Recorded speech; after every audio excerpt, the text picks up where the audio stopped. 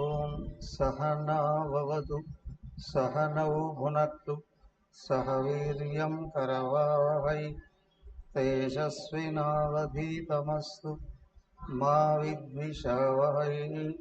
ఓం శాంతి శాంతి శాంతి.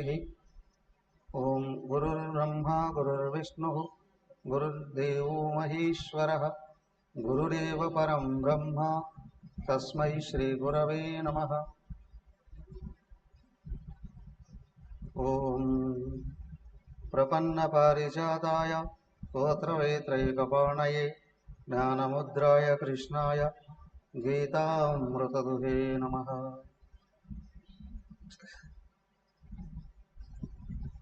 ఓం సచ్చిదానందరూపాయ విశ్వోత్పత్యాదిహేతవే భవత్రయ వినాశాయ శ్రీకృష్ణాయ వయం నమః.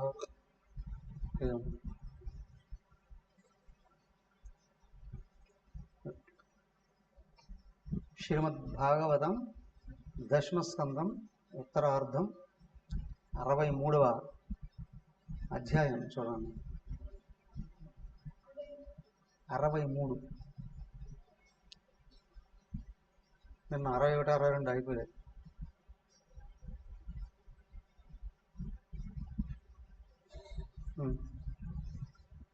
శ్రీశుక ఉవాచ అపశ్యతాం చ నిరుద్ధం తద్బంధూనాం చ భారత చత్వారో వార్షిక భాస వ్యతీయో రనుశోచనాత్ సతాం నారదాత్ తదుపకర్మ వార్తాం బద్ధస్య కర్మ చ ప్రయోహ షోడితపురం వృష్ణయః కృష్ణదేవతాః.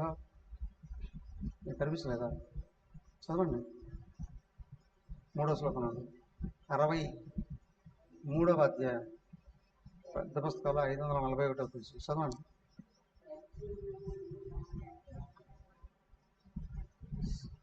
గద సాంబోధ సారణః నందోపనందభద్రాద్య రామకృష్ణానువర్తినః.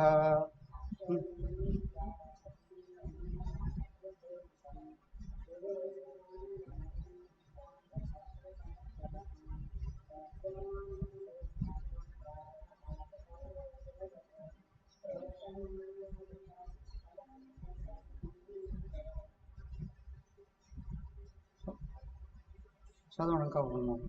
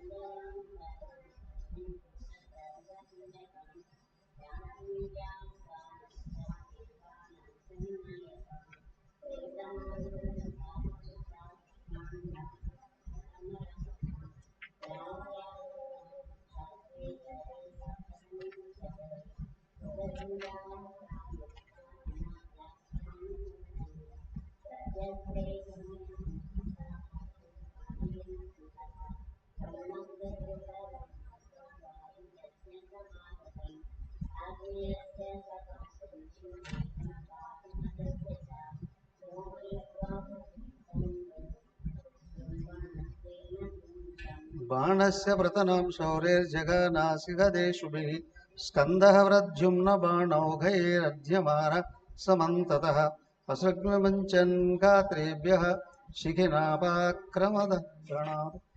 ఏమైంది? బాణాసురుడు నాగపాశంతో అనిరుద్ధుడిని బంధించేశాడు. అపశ్యతాం చానుద్ధం తద్బంధూనాంచ భారత చత్వారో వార్షికా మాస ద్వితీయురని శోచతాం. గత 4 నెలల నుండి అనిరుద్ధుడు కనిపించలేదు అని చెప్పి వెతుకుతూ ఉన్నారు ఆయన బంధువులందరూ. ఎవరు వాళ్ళు? బలరాముడు, కృష్ణుడు, వధ్యమునుడు, వీళ్ళందరూ వెతుకుతూ ఉన్నారు, కనిపించడం లేదు. ఈయన అసలు బయట రాలేదు కదా గదిలో నుండి, ఎవరికి తెలియదు, వాళ్ళ ఇంట్లో వాళ్ళకే తెలియదు. ఆ ఉషాకు ప్లస్ చిత్రలేఖకు తప్ప ఎవరికి తెలియకుండా అలా ఒకరం చేశారు. ఈయన కూడా చెప్పుకోలేదు. బయట ఏమయ్యా ఓ మెసేజ్ అన్నా ఇచ్చి ఉండొచ్చు కదయా, ఫోన్ లేవు కదా. ఆయన అది కూడా ఇవ్వడానికి అవకాశం లేకుండా పోయింది. అప్పుడే వెంటనే నారదుడు ప్రత్యక్షమయ్యాడు అక్కడ. నారద తదుపాకర్త్య వార్తాం బద్ధస్య కర్మ. నారదుడు వెళ్ళి చెప్పేశాడు, అయ్యా ఇట్లా ఘోరం జరిగిపోయింది. ఏమైంది అంటే, ఇదిగో అనిరుద్ధుడిని ఈ విధంగా వాళ్ళు తీసుకెళ్ళిపోయారు, అక్కడ ఉన్నాడు, ఆ బాణాసురుడు నాగపాశంతో బంధించేశాడు అని. వెంటనే ఏం చేశారు వీళ్ళు? ప్రద్యుమ్న ద్యూదాన గద సాంబ సారణ నంద ఉపనంద భద్రాద్యా రామకృష్ణ అనువర్తిన.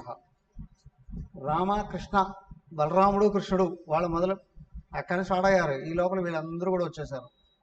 ప్రద్యుమ్నుడు మొదలుకొని మహానాయకులు, వాళ్ళతో పాటు అక్షోహిణీల కొద్ది సైన్యం కూడా బయలుదేరింది. 12 అక్షోహిణీల సైన్యం బయలుదేరిందట ద్వారక నుండి.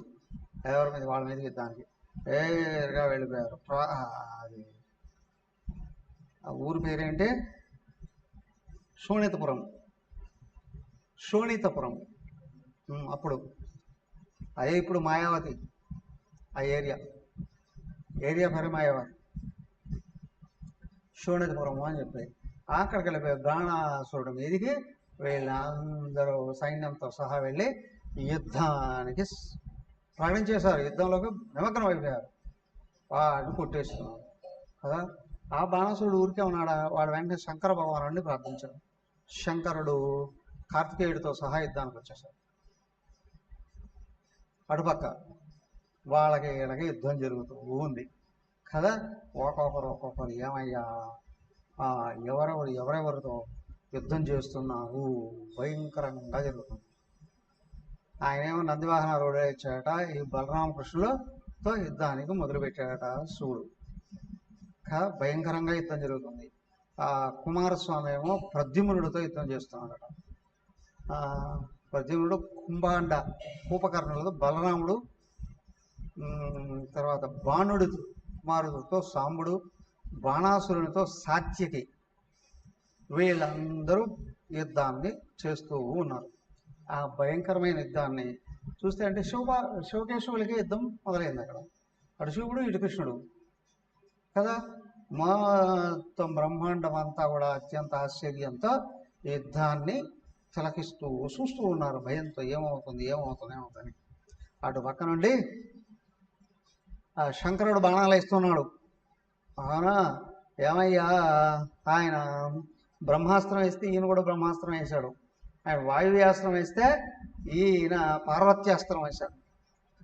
ఆగ్నేయాస్త్రానికి పర్జన్యాస్త్రం వేశాడు.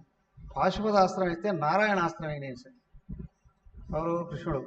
ఇలాగా భయంకరమైన యుద్ధం కొనసాగుతూ ఉంది. ఈ ప్రద్యుమ్నుడికి కుమారస్వామికి ఈ యుద్ధం ఇటు పక్క. శివుడికి కృష్ణుడికి, కుమారస్వామికి ప్రద్యుమ్నుడికి. వాడు బాణాసురుడు శివభక్తుడు ఇప్పుడు కాబట్టి ఆయన తీసుకొచ్చి పెట్టుకున్నాడు కదా గేట్ కీపర్గా, ఈయనకి రక్షకుడుగా. వాళ్ళని యుద్ధం చేయడం మొదలుపెట్టారు. బలరాముడు ఒక్కసారి రెచ్చిపోయాడట. రెచ్చిపోయి ఏం చేశాడు? ఆయన ముసలం అదేది నాగలి ఉంది కదా, దాన్ని పట్టుకున్నాడు. రోకల బండ తీసుకున్నాడట. రోకల బండ దాంతో కుంభాసురుణ్ణి, కోపవర్ణుడిని పడగొట్టేశాడట. ఇంకా చాలామందిని చంపేశాడట. తర్వాత ఏంటి, బాణాసురుడు మహాకోపంతో అటువైపు వాళ్ళని యుద్ధం చేస్తున్నాడు. సాత్వికతో యుద్ధం చేస్తూ ఉంటే వదిలేసి కృష్ణుడు మీదికి పరిగెత్తుకుంటూ ఇటు తిరిగాడట. ఈ పక్కకు వచ్చేటప్పటికి ఏమైంది, కృష్ణుడితో యుద్ధం చేయడం కొరకు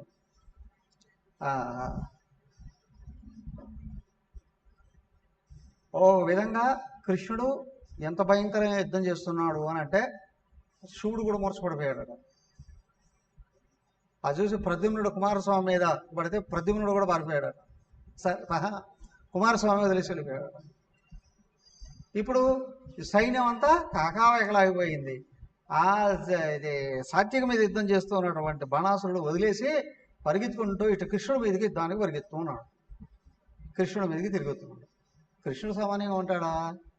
కృష్ణుడు ఇంకా వాడిని వధించాలని రెడీ అవుతూ ఉంటే చూసి ఏమవుతుంది, ఇక్కడ శివుడే పడిపోయాడు. ఇంకెవరు యుద్ధం చేసేవాడు కదా. ఏం చేయాలా అని వాళ్ళమ్మట రాక్షసే ఎప్పుడు ఎవరు బాణాసురుడు తల్లి ఉందే, బాణాసురుడి తల్లి కోటరాట ఆమె పేరు. అంటారు కదా కోటమ్మ కోటయ్య, కొచమ్మ కొసయ్య అని అంటారే, అట్లాగే ఆమె కోటరట. ఆమె పేరు కోటర. ఆమె పరిగెత్తుకుంటూ వచ్చిందట, జుట్టు విరబోసుకుందట. జుట్టు విరబోసుకొని కృష్ణుడికి ఎదురుగా పరిగెత్తుకుంటూ వచ్చి బట్టలు మొత్తం వదిలేసి వ్యవస్థ ఎదురుగా నిలబడిందట.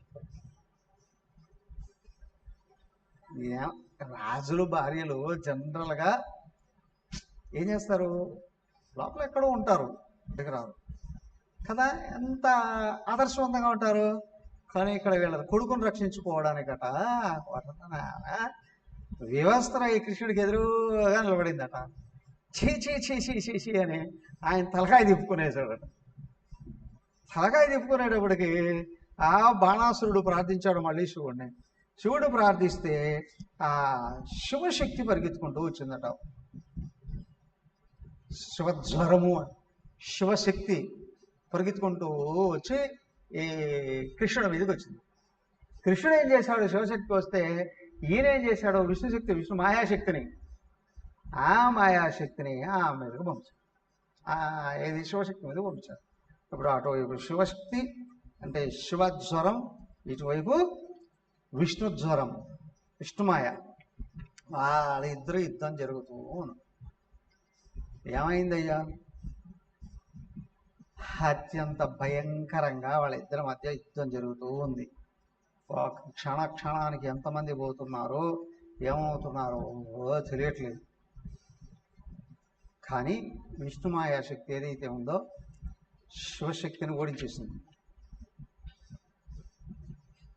అవునా, శివశక్తిని ఓడించేసింది. ఇంకేం చేయలేగా ఓటమిని ఒప్పువేసుకుంది శివశక్తి. ఓటమిని ఒప్పుకొని ఏం చేస్తుంది అంటే ఈ విష్ణుశక్తిని పొగుడుతూ ఉంది. అక్కడ ఆ శివుణ్ణి ప్రార్థించి వాడు అడిగాడు కదా, నాకు 1000 చేతులు ఉన్నాయి, దురద పుడుతుంది, యుద్ధం కావాలి, చెప్పు, నువ్వే నాకు సరైన జోడి అని. ఆయన అన్నాడు అక్కడ, నీకు పోయే కాలం వచ్చింది లేదా అని. అప్పుడు శాపం పెట్టాడు కదా. ఇప్పుడు ఎదురైంది. ఇప్పుడు శివకేశులు ఒకరినొకరు ఎదురైతే వాళ్ళు చంపుకుంటారా? కాబట్టి అక్కడ శివుడు ఓడిపోయినటువంటి వేరైతే ఆ శివశక్తి చేత కృష్ణుడిని పొగిడిస్తూ ఉన్నారు. ఏమని చూడండి, 25. జ్వరవువాచ నమామి త్వాం నంతశక్తిం పరేశం సర్వాత్మానం కేవలం జ్ఞప్తి మాత్రం. 25. విశ్వోత్పత్తి స్థాన సంరోధ హేతుం బ్రహ్మలింగం ప్రశాంతం కాలో దైవం కర్మ జీవ స్వభావో ద్రవ్యం క్షేత్రం ప్రాణ ఆత్మా వికార తత్సంగాతో బీజరోహ ప్రవాహ త్వన్మాయైషా తన్నిపేషం ప్రపద్యే నానాభావైర్లీన దేవాన్ సాధున్ లోకసేతున్ వివర్తి.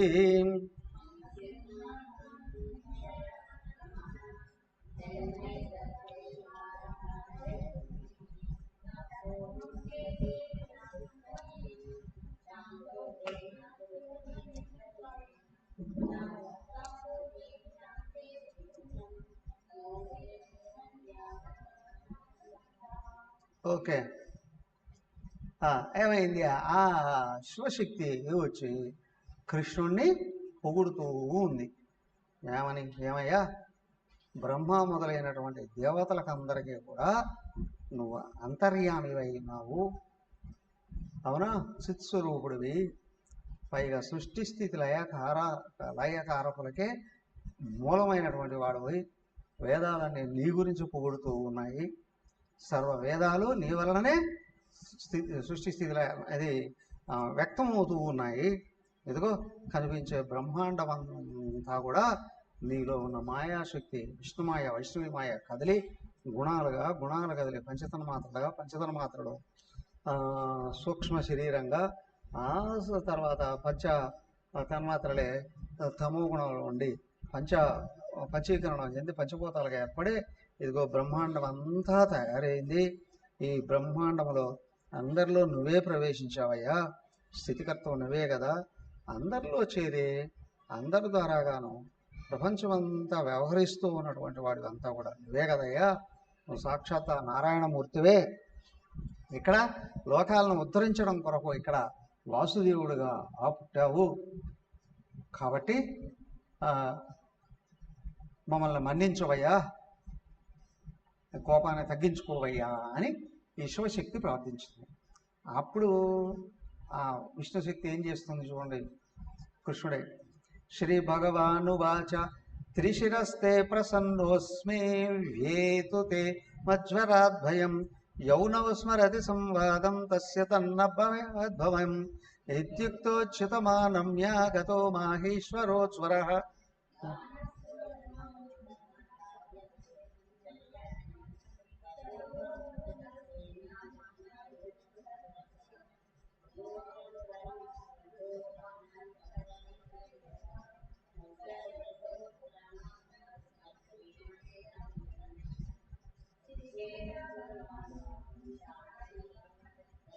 బాహుషుచ్ఛిద్యమానేషు బాణస్య భగవాన్ భవః భక్తానుకంప్యుపప్రజ్య చక్రాయుధమభాషత.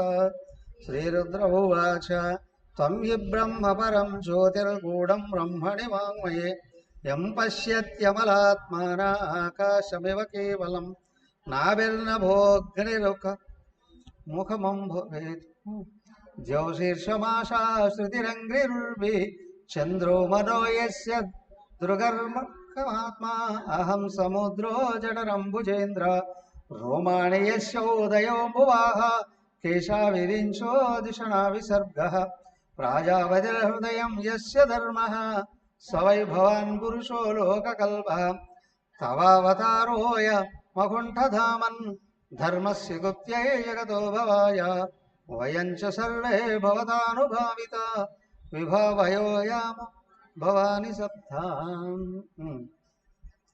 ఏమైంది?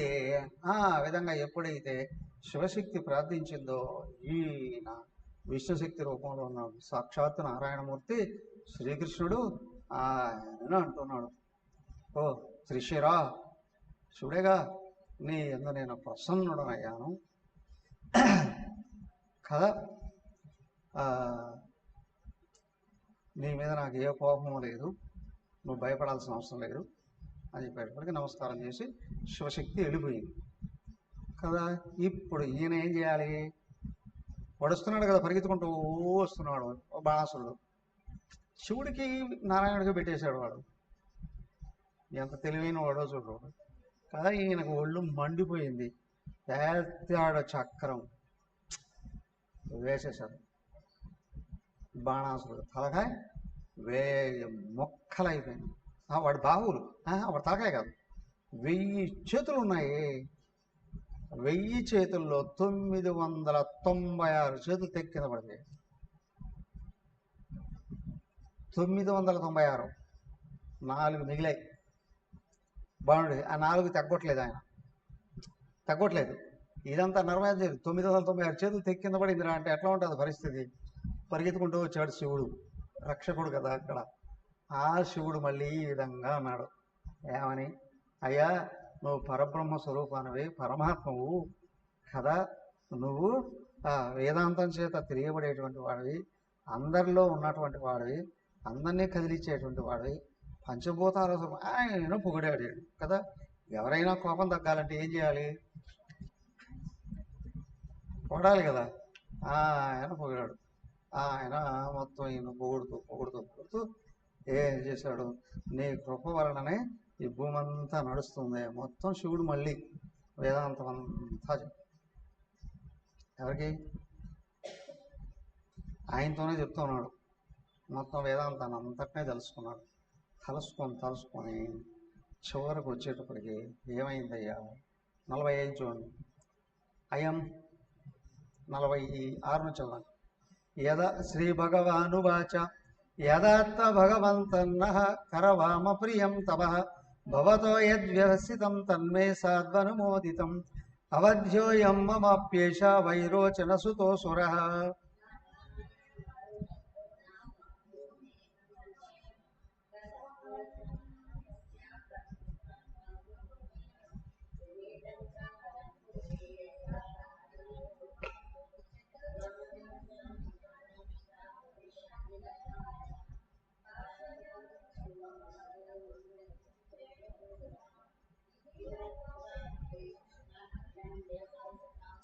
ప్రాద్యుమ్నం రథమారోప్య నవధ్యాసముపానయతు అక్షౌహిణ్యా పరివృతం సువాస సమలంకృతం సపత్నీకం పురస్కృత్య యయో రుద్రానుమోదితః స్వరాజధానీం సమలంకృతాం ధ్వజైః సతోరణైరుక్షితమార్గచత్వరాం వివేశ శంకానకదుంబినస్వనైః అభ్యుద్యతః పౌరసుహృద్విజాతిభిః.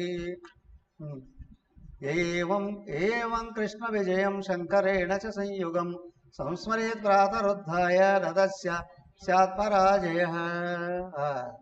ఏమైంది? భగవంతుడు అప్పుడు పలికాడు.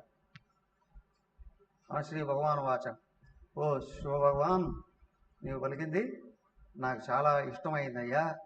ఇప్పుడు ఇతని ప్రాణరక్షణ విషయంలో నువ్వు వచ్చి అడ్డుపడ్డావు. అవును, నిజమే.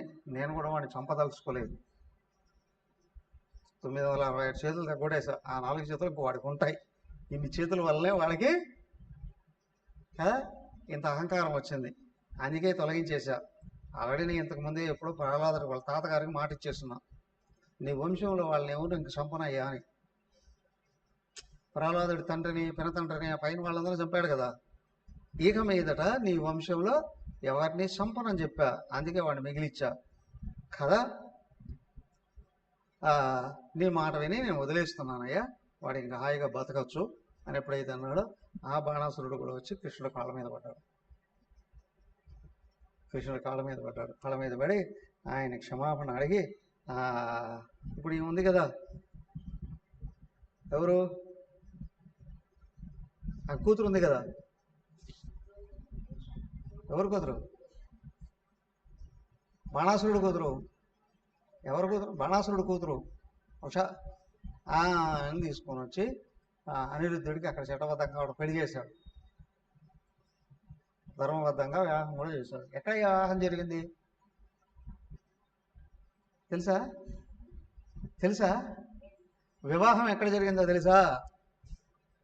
మన కేదార్ నుండి కిందికి వస్తూ ఉంటే, లేదా కేదార్కి వెళ్ళే ముందే ఒక 56 కిలోమీటర్ల దూరంలో ముందు ఊఖీ మఠం అని ఉంటుంది. ఊఖీ మఠం. ఆ ఊఖీ మఠం దగ్గర వీళ్ళ వివాహం జరిగిందట. ఉషా కళ్యాణ ప్రదేశము అంటారట దాన్ని. అది రాను ఓంకార మఠం అన్నారు. ఆ తర్వాత ఊఖీ మఠం అయిపోయింది. అదేది ఇంకొక బదరీ అని కూడా కాదు ఒక పేరు కూడా పిలుస్తారు అక్కడ, కేదార్ అని. ఓకే, ఆ ఏరియానే. అక్కడ వివాహం చేశారట. వివాహం చేసిన తర్వాత చక్కగా ఆయన ఇద్దరిని ఇచ్చి ఆయనకి ఇవ్వాల్సినటువంటి మర్యాదలు గౌరవాలతో పాటు ఆయన సేవకులని ప్లస్ మరి కూతురికి ఏమైనా ఇచ్చి పంపించాలి కదా, కావాల్సిన సంపదలన్నీ బోల్డ్ అంతా ఇచ్చి వీళ్ళని తిప్పి పంపించేశారు. ఇక్కడ ద్వారకా నగరానికి వీళ్ళంతా వచ్చేసారు. ద్వారకా నగరానికి వచ్చేటప్పటికి ఇక్కడ మళ్ళీ వీళ్ళు చేస్తారు కదా, ఒక చోట మ్యారేజ్ జరిగిందంటే ఇంకో చోట విధి చేసుకుంటారుగా. ఇక్కడ ద్వారకా నగరం అంతా ఎదురు చూస్తుందట ఆయన కోసం. ఇక్కడికి వచ్చేటప్పటికి అత్యంత ఆనందంతో వాళ్ళ తోరణాలు కట్టి అనిరుద్ధుడు ప్లస్ ఆ ఉషాదేవి కోసం వీళ్ళు ఎదురు చూస్తూ ఉన్నారు. వైభవంగా అక్కడ మళ్ళీ జరగాల్సిన తంతంతా జరిగిందండి. ఈ విధంగా ఈ శంకరుడికి నారాయణుడికి జరిగిందే కదా ఇది. కాకపోతే ఇక్కడ కృష్ణుడికి నారాయణుడికి మధ్య జరిగిన ఈ సంవాదం, యుద్ధానికి యుద్ధం జరిగింది. వాస్తవానికి వాళ్ళిద్దరూ నేరుగా కొట్టుకోలే. ఆయన శక్తి ఏంటని ఈయన శక్తి. ఆ సంవాదం ఏదైతే జరిగిందో ఆ శివశక్తి పొగిడింది, ప్లస్ శివుడు పొగిడాడు నారాయణ భగవానుడిని. ఈ సంవాదాన్ని ఎవరైతే ఉన్నట్లుగా విని అర్థం చేసుకొని మననం చేసుకుంటూ ఉన్నారో వాళ్ళు జీవన్ముక్తులు అవుతారండి అని చెప్తూ, ఇది శ్రీమద్ భాగవతే మహాపురాణే పారమహంస్యాం సంహితాయాం దశమస్కందే ఉత్తరార్ధే 63తమోధ్యాయ 63వ అధ్యాయం పూర్తయిందండి. తర్వాత 64వ అధ్యాయం నృగమహారాజు చరిత్ర అండి. చాలా అద్భుతంగా ఉంటుంది.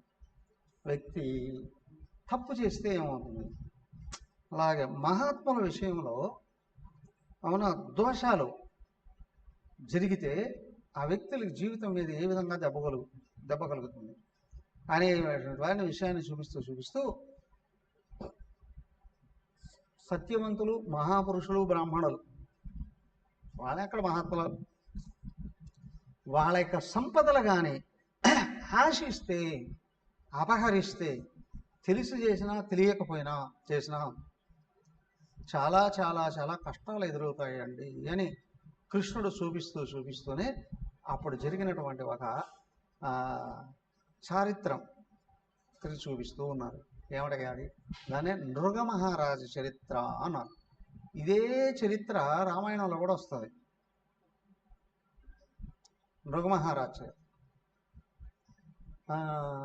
ఏ రామాయణంలో? అధ్యాత్మ రామాయణంలో వస్తుంది. రామగీత, దాంట్లో రామగీత వస్తుంది. రామగీత దగ్గర ఇది కూడా వస్తుంది అన్నమాట. రామగీత ఏమో అధ్యాత్మ రామాయణం నుండి వచ్చింది కదా. అదే ఇక్కడ కృష్ణుడి దగ్గర కూడా ఎదురవుతూ ఉంది. ఇది చూడండి. ఆమెంది శ్రీ శుకవాచ ఏకదో పవనం రాజన్ జగ్నుర్ యదుకుమారక విహర్తుం సాంబ ప్రద్యుమ్న చారుభాను గదాదయ క్రీడిత్వా శుచిరం తత్ర విచిన్వంతం పిపాసిత జలం నిరుదకే కూపే దదృశ సత్వమద్భుతం కృకలాసం గిరినిభం వీక్ష విస్మిత మానస తస్య చోద్ధరణే యత్నం చకృస్తే కృపయాన్విత చర్మజైస్తాంతవై పాశైర్బద్ధ్వా పతితమర్భక నాశక్నువన్ సముద్ధర్తుం కృష్ణాయ చక్షురుత్సుక తత్రాగత్వారవిందాక్షో భగవాన్ విశ్వభావనః వీక్షోజ్జహారభావేన తం కరేణ సలీలయా సౌత్తమశ్లోకరాభిపృష్టో విహాయ సద్య కృకలాసరూపం సంతప్తచామే కరచారువన్న స్వర్గద్భుతాలంకరణ అంబరస్రగ. ఏమైంది? శ్రీ శుకవాచ శివుడు చెప్తున్నాడు, ఏకదా ఉపవనం రాజన్ జగ్ముర్ యదుకుమారక. ఈ యదుకుమారులు ఉన్నారే కృష్ణుడు పుత్రులు, వీళ్ళందరిలో వాళ్ళందరూ అలాగే ఒకసారి అట వాకింగ్కి వెళుతూ ఉన్నారు. అడవిలోకి అట్లా వెళ్ళారట. చక్కగా ఆడుకున్నారు, తిరిగారు, అంతా చేస్తూ ఒక బావి దగ్గరికి వచ్చారట. ఒక బావి, ఆ బావి నీళ్లు లేవు. ఆ నీళ్ళు లేని బావిలో ఒక వింత జీవి కనిపించిందట. ఏమై ఒక పెద్ద కొండంతో కొండంటే పెద్ద ఆకారంలో, పెద్ద గుండంత ఆకారంలో ఉంది. ఏమిటి అంటే కిందికి చూస్తే ఒక ప్రాణి. ఏమిటి అది అని చూస్తే ఊసరవెల్లి. తెలుసా? ఊసరవెల్లి తొండ ముదిరితే ఊసరవెల్లి అవుతుంది అంటారు. ఊసరవెల్లి అని ఎందుకంటారు అంటే అది ఏ రంగు మీద నిలబడితే ఆ రంగులో మారిపోతుంది. అందుకే ఊసరవెల్లి అన్న. అంటే జనాలు కొంతమంది ఉంటారు, ఎవరి దగ్గరికి వెళ్తే వాళ్ళకు అనుకూలంగా మాట్లాడతారు. వాళ్ళకంటూ ఒక నిలకడైన వ్యక్తిత్వం ఉండదండి. ఎవరి దగ్గర ఉంటే వాళ్ళకి అనుకూలంగా మాట్లాడేసి ఇది మంచా చెడా, చేయవచ్చా చేయకూడదా, మరి మన స్థాయికి తగందా ఇవన్నీ ఏమి ఉండవు. అవునా? ఇచ్చకాలు ఆడుకోవడం, ఎవరి దగ్గరికి వెళితే వాడికి అనుకూలంగా మాట్లాడు. దానికేంటో ఒకసారి ఎవరిని కర్ణుని కూడా అంటారు. కర్ణుని కూడా ఆ దుర్యోధనుడికి ఇష్టం అని చెప్పి ద్రౌపదీదేవిని తిట్టాడు. అదే వాడు సాగుకు వచ్చిందండి.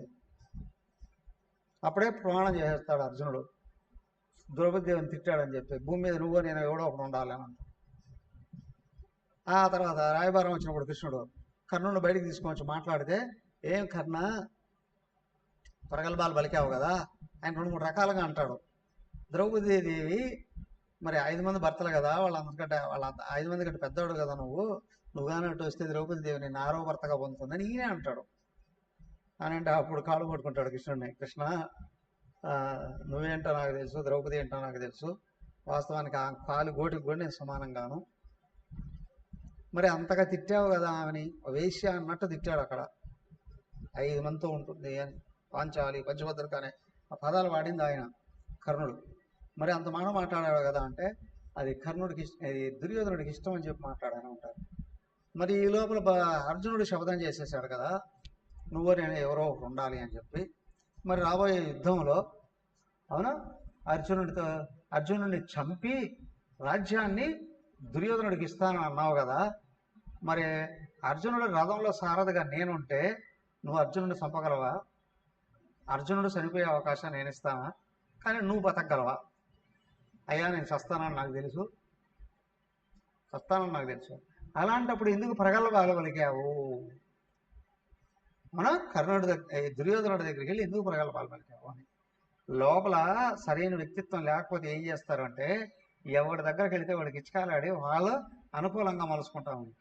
ముందే లోపల వ్యక్తిత్వం లేనప్పుడు జ్ఞానం లేకపోతేనే వ్యక్తిత్వం చెడిపోతుంది.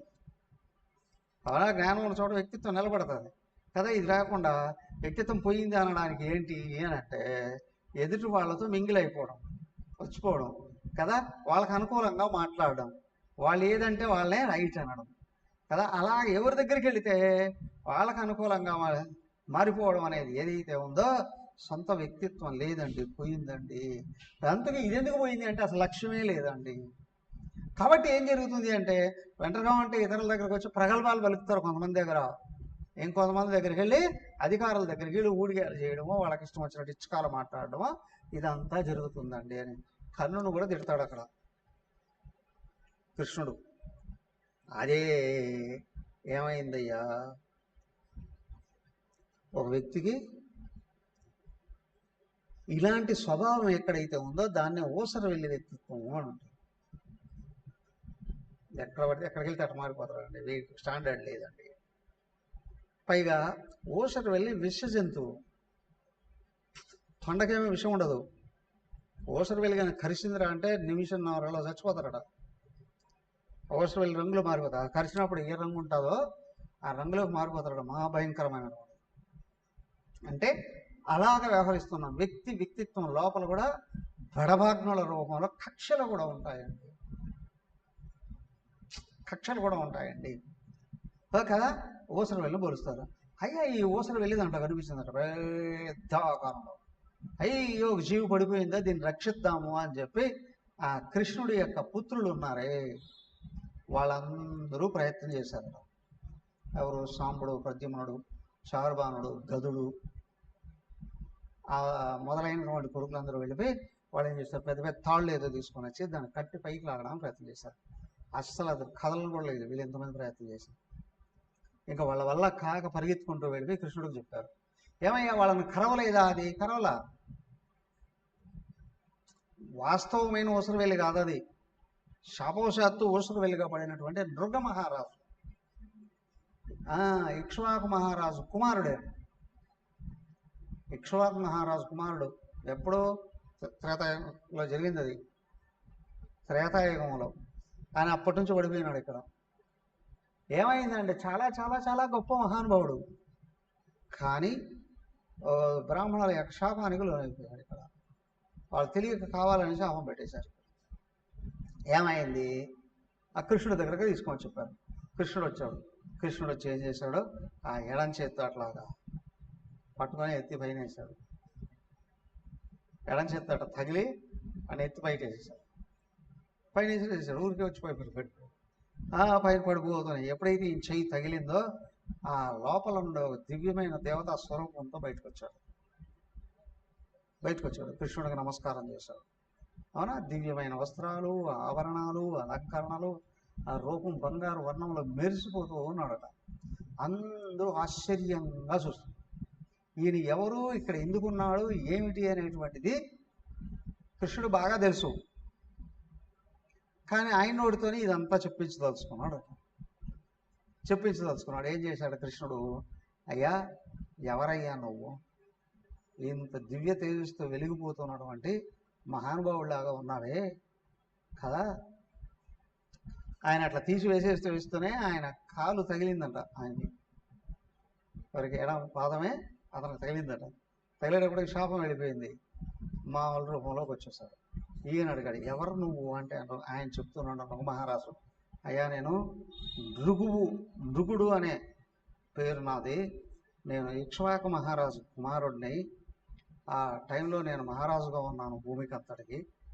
ఉన్న సమయంలో చాలా చాలా చాలా యజ్ఞాలు, యాగాలు, దానాలు, అవునా, లక్షల కొలది, కోట్ల కొలది గోవులన్నిటినీ కూడా దానం చేశాను. ఎవరికి ఎక్కడ ఏదీ కాదని అనకుండా అన్ని రకాలుగా నేను దాన ధర్మాలు చేశాను. కానీ తెలియకుండా నా చేత ఒక చిన్న పొరపాటు జరిగింది. ఏమిటి అంటే, ఓ బ్రాహ్మణుడు వస్తే ఆయన కోరుకున్న ఒక ఆవు దానం చేశాడు, తీసుకెళ్ళిపోయాడు. చాలా బాగుంటుందట ఆవు, చాలా చాలా పాలిస్తుందట, అల్లారు ముద్దుగా చూసుకుందాం. కానీ ఆ ఆవు ఏం చేసింది, ఒకసారి వీళ్ళెవరూ చూడకుండా సందర్భంలో వదిలిపెట్టినారో ఏమో, అది నేరుగా వెనక్కి పరిగెత్తుకొని వచ్చి ఈ నృగమహారాజు ఆవుల మొదలో జరిపింది, ఈ పశుశాలలో జరిపింది. అది ఎవరు చూడలేదు, ఆయన చూడలేదు, ఈయన చూడలేదు. తర్వాత మళ్ళీ ఆయన దానాలు చేస్తూ ఇంకో బ్రాహ్మణుడు ఎవరో వస్తే ఈ ఆవును దానం చేశాడు. ఆయనకి ఏం గుర్తుంటాయి, కోట్ల కదా ఆవులు ఉన్నప్పుడు మహారాజుకి ఏ ఆవు ఏమిటి అనేది ఏం గుర్తుంటుంది. ఆయన ఇంకొక బ్రాహ్మణుడికి దానం చేశాడు. దానం చేసి ఆయన తీసుకుని వెళ్ళిపోతూ ఉన్న సందర్భంలో ఏమైంది, ఆ మొదట ఆయన వెతుక్కుంటూ వస్తున్నాడు. ఆయన కనిపించింది, ఈ ఆవు నాది, నువ్వు ఎందుకు పట్టుకెళ్తున్నావు అంటే, నాకు రాజుగారు ఇచ్చారన్నారు. అదేంటి, రాజుగారే నాగదానం చేశారు కదా, నీకు ఇచ్చాడా? అదెట్లా ఇచ్చాడు? అవునా, నా గోవును మళ్ళీ తీసుకొని వెళ్ళిపోయి మళ్ళీ ఆయన ఇట్లాగా దానం చేస్తున్నాడా? ఇచ్చినట్టు ఇచ్చి పట్టుకుని వెళ్ళిపోతున్నాడా? పద ఆయన దగ్గరికి వెళ్ళి తేల్చుకున్నాము. నేరుగా మహారాజు దగ్గరికి వచ్చారు. తెలుసుకుని ఆయనకేం తెలుసు, ఆయనకేం గుర్తుంటుంది. ఆయన ఇట్లాగా నడతా, మహారాజా నాకు ఇచ్చావు కదా ఆవుని, ఇది నాది కదా, మళ్ళీ ఆయనకి ఎట్లా ఇచ్చావు అని. అయ్యా, నాకు తెలియదు అయ్యా బాబు, ఎన్ని గోవులు ఉంటాయేమో అని అన్నాడు. ఈయన మొదట ఆయన ఈ గోవు నాకే కావాలి అన్నాడు. రెండో ఆయన నాకు ఇదే కావాలన్నాడు. ఆయన వాళ్ళిద్దరికి నమస్కారం చేస్తూ, అయ్యా, దీని బదులు ఒక్కొక్కరికి 1,00,000 గోవులు ఇస్తా, ఒక్కొక్కరికి ఒక్కొక్క 1,00,000 గోవుల్ని ఇస్తాను, వివాదాన్ని మానేయండి అయ్యా. మొదట ఆయన అన్నాడు, నువ్వు దొంగవు అని. ఎవరు ఎప్పుడు ఎందుకంటారో కూడా తెలియదు.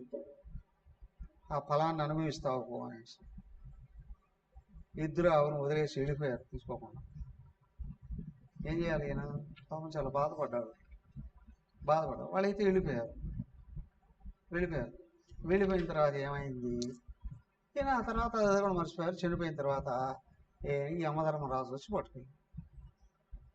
పట్టుకెళ్ళిన తర్వాత, అయ్యా, నీ జీవితం అంతా చాలా పుణ్యం ఉందయ్యా, ఓ చిన్న విషయంలో పాపం, నువ్వు మొదట పాపాన్ని అనుభవిస్తావా పుణ్యాన్ని అనుభవిస్తావా? ఆయన అన్నాడు, పాపం ఏదో చెప్పయ్యా, అదే నేను అనుభవించేస్తాను. ఆయన అప్పుడు చెప్పాడు, అయ్యా ఇదిగో ఇది, వాళ్ళు శాపం పెట్టేసి వెళ్ళిపోయారు, ఆ బ్రాహ్మణులు శాపం పెట్టేసి వెళ్ళిపోయారు నీకు, అవునా, దానివలన నువ్వు ఊసర వెళ్ళి కాబోతున్నావు, భూలోకంలో పడిపోతావు. అది పూర్తి అయితే కానీ మళ్ళీ నువ్వు ఇక్కడికి వస్తే నీకు పుణ్యఫలం అంతా నీ వెంట వస్తుంది. ఆయన అట్లా అంటూనే ఉన్నాడు. ఈయన అక్కడి నుంచి స్వర్గలోకం నుంచి కింద భూలోకంలో ఆ బావిలో పడిపోయాడు. ఉసరలి మార్గం ఏం చేయాలి, ఎన్ని ఏళ్ల నుంచి ఉండాలి ఇప్పటికి, అవునా, ఎన్ని సంవత్సరాల నుంచి ఉన్నాడు.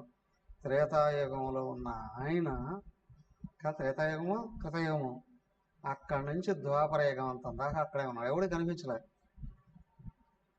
కానీ శాపం తీరిపోబోతున్నది కదా, అక్కడ అన్నాడు, అయ్యా, నారాయణమూర్తి వచ్చి నిన్ను పాదస్పర్శతో నీ పాపాన్ని విమోచన చేస్తాడు అని చెప్పేశాడు, వెళ్ళిపోయాడు. ఇప్పుడు వచ్చేటప్పటికి ఈ విధంగా శ్రీకృష్ణుడు బయట వేసి ఆయన పాదం సృష్టించేటప్పటికి ఈ నృగమహారాజు దివ్య పురుషుడుగా మారిపోయాడు. అప్పుడు చెప్పాడు, ఏం కావాలి చెప్పు నీకు అనిపిస్తుంది. ఈయనడుగా, నాకేమవుతాయా, నన్ను స్వర్గలోకానికి పంపించు చాలు, స్వర్గానికి పంపించే చాలు, నాకు ఏమొద్దు అని అన్నాడు. ఆయన చూస్తూ ఉండగానే ఒక దివ్యమైన ఒక విమానం వచ్చింది. విమానం వచ్చి ఆ విమానంలో ఈయన ఎక్కాడు, నేరుగా పైకి వెళ్ళిపోయాడు. ఆయన ఏమో అటు వెళ్ళిపోయాడు. మరి ఇప్పుడు ఏం జరిగిందయ్యా కదా, శ్రీకృష్ణుడు చూశాడు. అవునా, ఆ శ్రీకృష్ణుడు ఈ విషయం, ఇతని విషయం గురించి ఆయన వివరిస్తూ ఉన్నాడు. ఎవరికి? తన పిల్లలందరూ ఉన్నారు కదా అక్కడ, తన పిల్లలందరూ ఉన్నారు కదా. ఏంటి ఇంత అంత వాళ్ళంతా విన్నారు కదా. ఆయనేమో దివ్యమైన విమానం ఎక్కే స్వర్గలోకానికి వెళ్ళిపోయాడు. వీళ్ళందరూ ఇక్కడ చూస్తూ ఉన్నారు. చూస్తూ ఉంటే అప్పుడు వీళ్ళకందరికీ బోధన చేశారు. అయ్యా వినండి, ఏ వ్యక్తి కూడా ప్రపంచంలో తనకు తానే ఎవడు అంత గొప్పవాడు లేడు, అధముడు లేడు. ఎవడైతే చేయకూడని పనులు చేస్తూ ఉన్నాడో వాడు పతనం అయిపోతాడు. ఎవడు మంచి పనులు చేస్తూ ఉన్నాడో వాడు పైకి వస్తాడు కదా. కానీ ఏం జరిగినప్పటికీ కూడా మరి మహానుభావులైనటువంటి వాళ్ళ విషయంలో చిన్న తప్పులు జరిగినా చాలా ప్రమాదకరమైనటువంటి దుష్ఫలితాలు రావడానికి అవకాశం ఉంది. తెలియకే చేశారు వాళ్ళు, కానీ ఏమైంది, వాళ్ళ కోప్పడే పెట్టేసి వెళ్ళిపోయారు. ఇప్పుడు ఈ మహారాజు ఎన్ని రకాల కష్టాలు పడాల్సిన అవసరం వచ్చింది. సో కాబట్టి ఏంటి అని అంటే, ఇక మీద మీరు కూడా గుర్తుంచుకోండి, ఎవరు కూడా ఈ భూమి మీద మహాత్ములకి కష్టాలు కలిగించుకోండి, బాధలు కలిగించుకోండి, వాళ్ళ సంపదలని అపహరించాలి అనేటువంటి లోభ బుద్ధికి అవకాశం కలిగించుకోండి. చూస్తూనే ఉన్నాగా, ఎవరు మహాత్ముడు ఆయన జయేంద్ర స్వాముల వారు కావాలి అని అప్పుడు ఎక్కడ ముఖ్యమంత్రి, అదే ఆంధ్ర ముఖ్యమంత్రి, ఆ తమిళనాడు ముఖ్యమంత్రి ఇద్దరు కలిసి కావాలని ఆయన్ని మర్డర్ కేసులో ఇరికిచ్చారు. మహాత్ముడు మర్డర్ కేసులో ఇరికిచ్చారు. అవునా, వీళ్ళకిద్దరికి హెల్ప్ చేశారు. అక్కడి నుంచి ఒక అవరు, ఎక్కడ ఢిల్లీ నుంచి ఒకరు, అవరా ఆయన అట్లాగే ఉన్నాడు, తీసుకెళ్ళి జైల్లో వేశారు. 2-3 నెలలు అక్కడ ఉన్నాడు. ఆయన నేరుగా వచ్చేసాడు, మహానుభావుడుగా ఆయన వెలిగిపోయాడు. ఆయన కష్టపెట్టినటువంటి ఇద్దరు ముఖ్యమంత్రులు ఎందుకు తెచ్చారో ఎట తెచ్చారో ఎవరికి తెలియకుండా చచ్చిపోయారు. వీళ్ళకు ప్రేరణ చేసినటువంటి వాళ్ళ నాయకులు ఎవరైతే ఉన్నారో వాళ్ళు సావలేదు, బతకలేదు. భయంకరమైన రోగాలతో, అన్ని విధాలైన అవమానాలతో, కష్టాలతో సస్తూ సస్తూ సస్తూ సస్తూ ఇదంతా ఇదైంది కదా. కానీ అదే సందర్భంలో పెద్ద సునామీ వచ్చేసింది. సునామీ వచ్చి ఆంధ్ర, తమిళనాడు 2 రాష్ట్రాల్లో విపరీతమైనటువంటి నష్టాన్ని కూడా కలిగించింది. ఇక లక్షల మంది చచ్చిపోయారు. సముద్రం పొంగేసి భూమి మీదకి వచ్చేసి 2011లో 2011 ఆ టైం, 2010-11 ఆ టైంలోనే సునామీ వచ్చింది కదా. సునామీ వచ్చి అటు కేరళ, తమిళనాడు, ఆంధ్ర మొత్తం లక్షల మంది చచ్చిపోయారు. ఏమయ్యా, ఒక మహాత్ముడికి కానీ బాధ కలిగించారు, అవమానం కలిగించారు, లేదా సంపదలు దొంగిలించారు, వేధించారా, భగవంతుడు వాళ్ళని క్షమించడు, భయంకరంగా దండిస్తాడు. అలాగే ఈ మృగమహారాజు కూడా తెలియక జరిగినటువంటి చిన్న దోషం వలనే ఆయనకి ఇంత కష్టాలు కలిగాయ్యా. ఇది శ్రీమద్భాగవతే మహాపురాణే పరమహంస్యాం సంహితాయాం దశమస్కందే ఉత్తరార్ధే 64తమోऽధ్యాయః. ఈ విధంగా భాగవతం దశమస్కందంలో ఉత్తరార్ధం 64వ అధ్యాయం పూర్తయిపోయిందండి. 65వ అధ్యాయం ఒక శ్లోకం చూడండి. శ్రీ సుఖమువాచ బలభద్ర కురు శ్రేష్ఠ భగవాన్ రథమాస్థిత సుహృద్రక్షర ఉత్కంఠ ప్రయో నందగోకులం. ఆ విధంగా ఏమైందయ్యా, అప్పుడు బలరాముడు ఉన్నాడే, ఆయన బంధుమిత్రులందరినీ చూడడానికి ఆ రేపల్లె పుట్టిన ప్లేస్ ఉంది కదా, అక్కడికి వెళ్ళాడట. ఏం జరిగింది అక్కడ రేపు చూద్దాం. హరి ఓం. ఓం సర్వే భవంతు సుఖినః, సర్వే సంతు నిరామయాః, సర్వే భద్రాణి పశ్యంతు, మా కశ్చిద్ దుఃఖభాగ్ భవేత్. ఓం శాంతి శాంతి శాంతి. హరి ఓం శ్రీ గురుభ్యో నమ. హరి ఓం.